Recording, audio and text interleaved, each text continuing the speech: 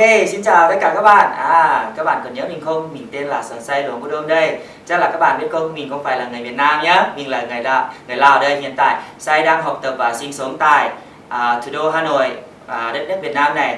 Hôm nay Say rất là vui mừng được Say là đang đứng một cái trường quay ảo rất là đẹp, phải không ạ các bạn? Và hôm nay thì Say muốn giới thiệu với các bạn với cái sản phẩm này.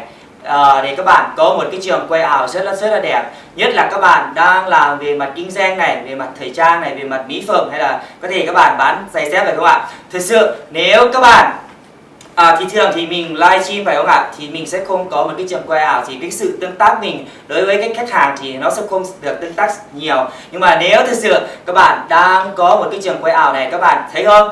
Đằng sau Sòn Say này đó là một cái trường ảo rất là đẹp, phải không ạ? Các bạn thấy không, này là một cái trường quay ảo rất là đẹp. Thực sự đó là một cái trường quay mình cũng cần phải bỏ chi phí rất là nhiều. Thứ nhất là các bạn thứ nhất là các bạn có thể có này iPhone này, hay là có thể có cái chỗ cắm của cái điện thoại, và có thể là có một cái wallpaper đằng sau này, chỉ có 3-4 cái thôi, rất là rẻ, phải không ạ các bạn? Cho nên nếu các bạn thực sự muốn trải nghiệm với cái sản phẩm này như thế nào như Sòn Say đang trải nghiệm, phải không ạ?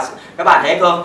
Một cái trường quay ảo rất là đẹp, và Say đang đứng này, và cái chi phí mình bỏ ra rất là ít nếu so với các bạn đang có một cái studio tại cái television. Cho nên thực sự nếu các bạn muốn trường quay ảo này, các bạn hãy liên hệ với comment với Sòn Say nhé. Say sẽ tư vấn cho các bạn để các bạn có một cái sản phẩm này rất là hay. Và hiện tại sản phẩm này đó là một cái sản phẩm chỉ duy nhất tại đất nước Việt Nam, và sản phẩm này đang chuẩn bị sang phiên bản quốc tế đây này các bạn biết không? Nếu thực sự các bạn là người Việt Nam, các bạn muốn trải nghiệm về cái sản phẩm này, các bạn hãy thực sự để lại cái comment nhé, và các bạn hãy nhanh tay đi ạ. Vì cái sản phẩm này sẽ cho các bạn sử dụng trong 14 ngày thử nghiệm và miễn phí cho các bạn. Thực sự nếu các bạn cần nhá, các bạn muốn có một cái trường quay này rất là đẹp để có thể là các bạn livestream để bán sản phẩm, phải không ạ các bạn? Và Sòn Say tin rằng nếu thực sự mà các bạn sử dụng cái phần mềm Sky Studio này, cái sự tương tác với khách hàng với các bạn, thì chắc chắn khách hàng sẽ rất là nhiều để tương tác với các bạn. Vì làm sao? Vì người ta thấy cái trường quay ảo, vì wow, nó rất là đẹp, phải không ạ các bạn?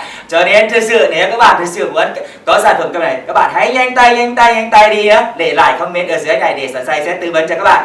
Bây giờ nhá, Say chắc là đến đây là chắc nó hết rồi, phải không ạ? Cho nên thì có thể là các bạn sau này nếu Say có sản phẩm gì hay là có các update gì về cái sản phẩm này, Say sẽ liên hệ với các bạn trực tiếp nhé. Ok, sau đây thì xin chào tạm biệt và các bạn, bye bye.